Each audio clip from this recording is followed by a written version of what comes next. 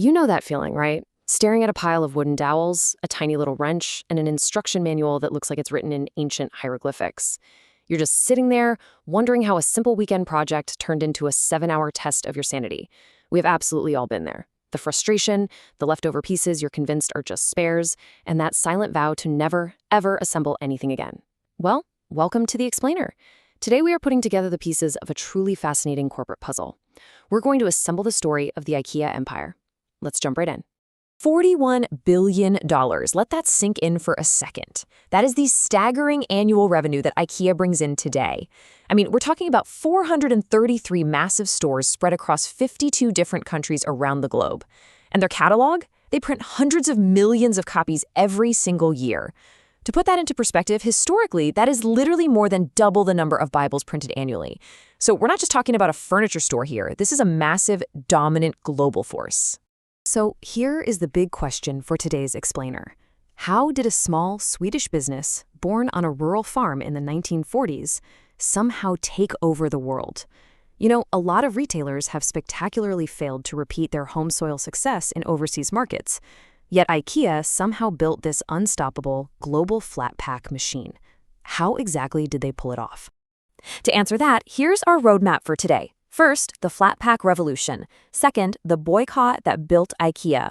Third, a flawless business model. Fourth, conquering the globe slowly. And fifth, the cost of cheap. All right, Section 1, the flat pack revolution. From generational heirlooms to disposable boxes.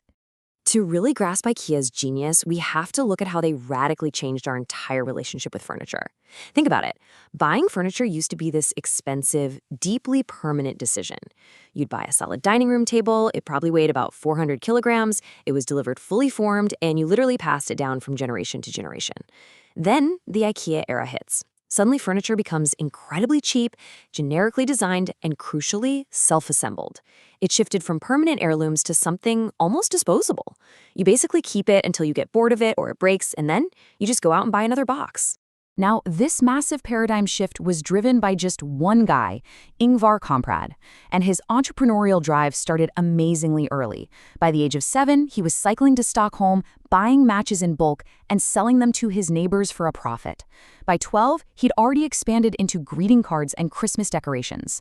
And at just 17 years old, in 1943, he officially founded IKEA. Fun little aside here, the name IKEA, it's just his initials, IK, followed by the first letters of the farm and the village where he grew up, Elmtreed and Agunnaryd. Moving on to Section 2, the boycott that built IKEA. Accidental innovation. You might think their biggest ideas came from some fancy boardroom brainstorm, right? Actually, scratch that. Their greatest innovation came from an absolute crisis. Early on, IKEA's dangerously low prices totally terrified their Swedish retail competitors.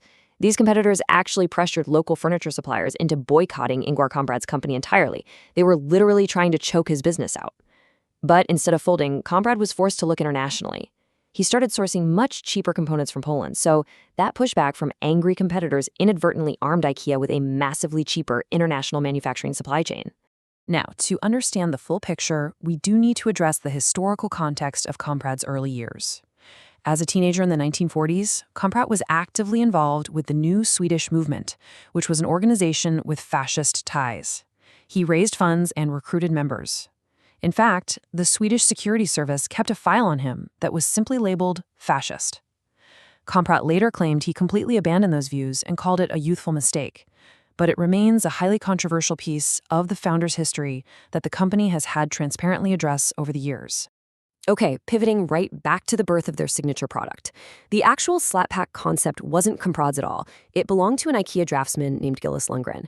Back in the 1950s, Lundgren was struggling to fit a fully assembled table into a customer's car. Out of sheer logistical frustration, he decided to just pop the legs off the table. And boom, a light bulb goes off. Instead of trying to shove big, awkward, fully assembled furniture into cars, why not just sell the raw, unassembled components in a flat box and let the customer do the rest? Section 3, a flawless business model. Deconstructing the supply chain. Once they stumbled onto the flat pack, IKEA turned it into an absolute weapon of retail efficiency. Here's how it works. Step 1. While most companies design a piece of furniture and then try to find a box to put it in, IKEA designs the furniture specifically to fit the most efficient box possible. Step 2, by selling those flat packs straight out of their giant warehouse stores, the customer becomes the unpaid delivery driver.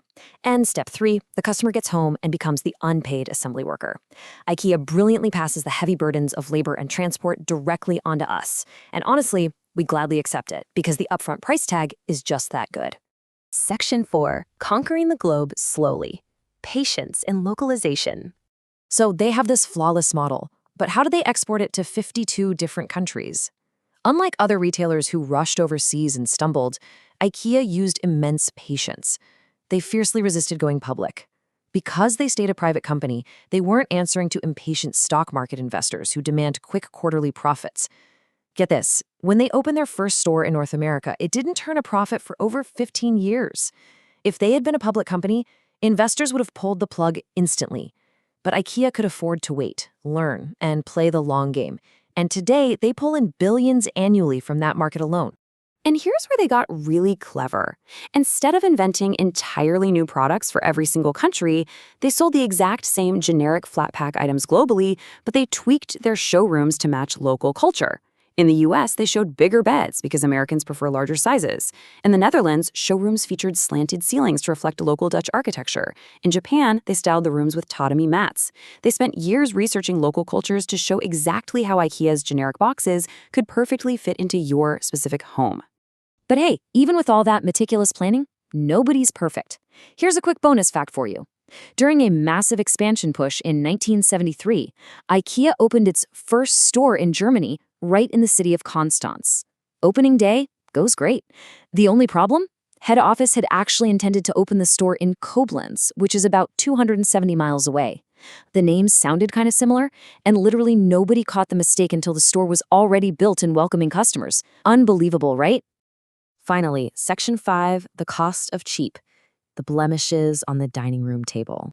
Look behind those wholesome, brightly lit showrooms, and there were some serious, real-world consequences to churning out billions of dollars of disposable goods. First off, the environmental impact. IKEA gets through so much material that they actually consume 1% of the entire world's wood supply. That's over 1,400 acres of forest cut down every single year. Second, because this furniture isn't designed to last for generations, an alarming amount of this cheap material ends up directly in landfills. And third, on the financial side, IKEA operates a notoriously complex labyrinth of profit and nonprofit entities. Critics argue this structure is purposefully hazy, designed to ensure this massive empire pays as little corporate tax as legally possible. And remember that strategy of deep local customization we praised a few minutes ago? Well, it occasionally crossed into deeply problematic territory. In their drive to seamlessly blend into every local culture, IKEA faced immense backlash for removing all traces of women from their catalogs in Saudi Arabia, and for dropping photographs of gay couples from their Russian catalogs. In their pursuit of global market share, tailoring their presentation to local norms sometimes meant adopting highly controversial cultural restrictions. Which leaves us here, a $41 billion empire built on a flawless model of efficiency, immense patience, and the brilliant trick of making us do the heavy lifting. As one magazine noted, it's IKEA's world, and we just live in it.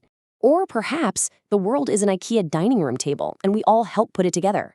So the next time you're holding an Allen key and staring at a leftover screw, ask yourself, are you just assembling a bookshelf, or are you actively working the assembly line of the world's most clever retail empire? Thanks for joining me on today's Explainer, and I'll catch you on the next one.